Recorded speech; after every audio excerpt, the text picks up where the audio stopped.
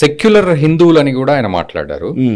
And ఇది ముస్లింలకు క్రిస్టియన్లకు సంబంధించిన మాటలు నేను మాట్లాడట్లేదు అంటూనే చాలా జాగ్రత్తగా సెక్యులర్ హిందువులు అన్నారు. దీన్ని ఎట్లా తీసుకోవాలి? చాలా ఆయన నిజంగా ఆయన గుండె నుంచి వచ్చినాయండి. ఇవాళ మాత్రం నాకైతే క్లియర్ గా కనబడుతుంది. ఆయన యాక్చువల్లీ ఆయనకి క్లారిటీ ఉంది, క్లారిటీ ఆఫ్ థాట్ ఉంది. ధర్మం అంటే ఏంటో ఆయన చెప్పాడు ఒక మాటలో. సనాతన ధర్మం అంటే అన్ని మతాల్ని కలుపుకోగలిగేది, అందరినీ సమాదరించే ఒక అద్భుతమైన ధర్మం సనాతన ధర్మం. ఇది ఎవరికి వ్యతిరేకం కాదు అని చెప్పారు. And at the same time secularism అంటే ఇది వన్ వే కాదు, టూ వేస్. చాలా స్పష్టంగా చెప్పారు. ప్రకాష్ రాజ్ ఎప్పుడు ఏదో సెక్యులరిజం అనే మాటతోటి ఇంకోటి మాట్లాడుతూ ఉంటాడు కదా. ప్రకాష్ రాజ్ పేరు తీసుకొని మీరు మాట్లాడారు. ప్రకాష్ రాజ్ మీరు అనుకుంటున్నారేమో I respect you, but at the same time secularism అనేది వన్ వే కాదు. ఇదేంటంటే దశాబ్దాలుగా ఏమైపోయిందంటే సెక్యులరిజం అని చెప్పి ఏం చేశారంటే ప్రతిసారి అండి సెక్యులర్ అనగానే అసలు నేను హిందూ ధర్మం గురించి మాట్లాడితే నేను బొట్టు పెట్టుకుంటే నీ మతానికి ఏంటి నా ప్రాబ్లం అసలు నాకు అర్థం కావట్లే. సో నేను నాది ఆచరిస్తాను, నీది నువ్వు ఆచరించు అని చెప్తున్నదే ధర్మం. నేను ఎక్కడ ఈ సనాతన ధర్మాన్ని ఫాలో అయ్యే వాళ్ళు ఎవ్వరు కూడా ఇంకో మతాన్ని దూషించడం చేయరు, ఇంకో మతాన్ని దూషించే అవసరం కూడా లేదు. కానీ హిందూ ధర్మం గురించి మాట్లాడామంటే సెక్యులర్కి విఘాతం, ఏదో సెక్యులరిజం కాదు అన్నట్టుగా.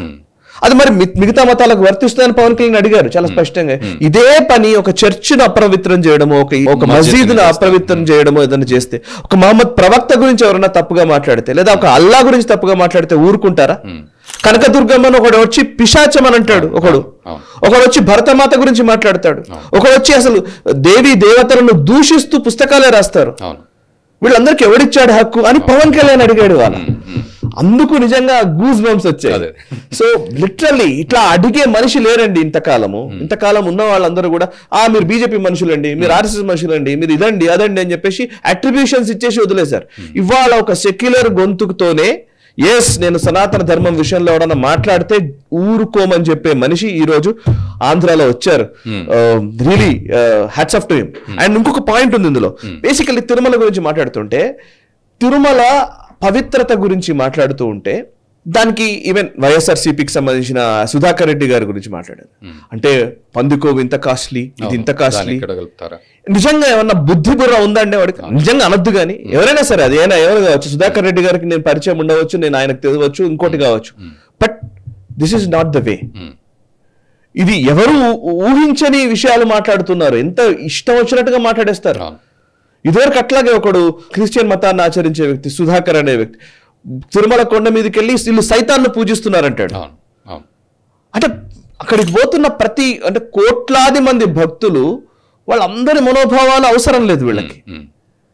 ఏముంది, వాళ్ళని కులాల ప్రాతిపదికన విడగొట్టారు. వీళ్ళు ఈ కులము, వాళ్ళు ఆ కులము, వీళ్ళు ఈ కులం కాబట్టి ఇట్లుంటారు. సో వాళ్ళు హిందువులు అనే మాట మాత్రం తీసుకోరు. ఒక వ్యక్తి అవును నేను హిందువుల మనోభావాల గురించి మాట్లాడతాను అని స్పష్టంగా చెప్పాడు, వార్నింగ్ ఇచ్చారు, ఇంకోసారి మాట్లాడితే ఊరుకోం, ఖబర్దార్ అని చెప్పారు. పవన్ కళ్యాణ్ ఆ మాట అనడంతో ఒక్కసారిగా ఇవాళ దేశవ్యాప్తంగా ఇట్లాంటి గొంతుకుల కోసం ఎదురు చూస్తున్నారండి కోట్లాది మంది హిందువులు. నిజానికి ఇప్పుడు ఆంధ్రప్రదేశ్లో ఉన్న పరిస్థితుల గురించి ఎంతో కాలంగా ఎదురు చూస్తున్న వాళ్ళు, దశాబ్దాలుగా పనిచేస్తున్న వాళ్ళు, తిరుమల పవిత్రత గురించి పనిచేస్తున్న వాళ్ళు, గతంలో 7 కొండలు కాదు 2 కొండలే అని మాట్లాడుతున్న సందర్భాల్లో కొట్లాడిన వ్యక్తులు, విశ్వ హిందూ పరిషత్, ఆర్ఎస్ఎస్ కి సంబంధించిన వ్యక్తులు, లేకపోతే దేవాలయ పరిరక్షణ ట్రస్టులు, దేవాలయాల కోసం కొట్లాడుతున్న వాళ్ళు, ఈవెన్ మొన్నటికి నేను వెలుగపూడి ప్రకాష్ రావు గారు లాంటి వాళ్ళు, ఆయన సేవ్ టెంపుల్స్ అనే ఒక ఆర్గనైజేషన్ పెట్టి కొన్ని వందల ఉత్తరాలు రాసి ఉంటారండి. అసలు తిరుమల పవిత్రత మీద కొన్ని వేల ఈమెయిల్స్ రాసి ఉంటారు. ఆ టీటీడీ ఈఓలకి, చైర్మన్లకి ఎవరొస్తే వాళ్ళని కలిసి రిప్రజెంటేషన్స్ ఇచ్చి ఉంటారు. అలాంటి వాళ్ళందరి ఒక నిజానికి ఇప్పుడు పవన్ కళ్యాణ్ మాట్లాడడంతో ఏమైందంటే ఇది ఒక విపరీతమైన దేశవ్యాప్తమైన చర్చలోకి వచ్చింది. ఒకడు ఉన్నాడు కొట్లాడడానికి అనే ఒక ఆశ్వాసన, ఒక ఆలంబన వచ్చింది. For that Pavan Kalyan credit ఇవ్వాల్సిందే, నో డౌట్ అబౌట్ ఇట్. ఈ వీడియో మీకు నచ్చినట్టయితే లైక్ చేయండి, 10 మందికి షేర్ చేయండి, అలాగే కామెంట్ల రూపంలో మీ అభిప్రాయాలను మాతో పంచుకోండి. Nationalist hub group of channels ను సబ్స్క్రైబ్ చేసుకుని తెలుగునాట జాతీయవాద జర్నలిజాన్ని ప్రోత్సహించండి. ఈ వీడియో కింద ఉన్న బెల్ ఐకాన్ పై క్లిక్ చేయడం మర్చిపోవద్దు.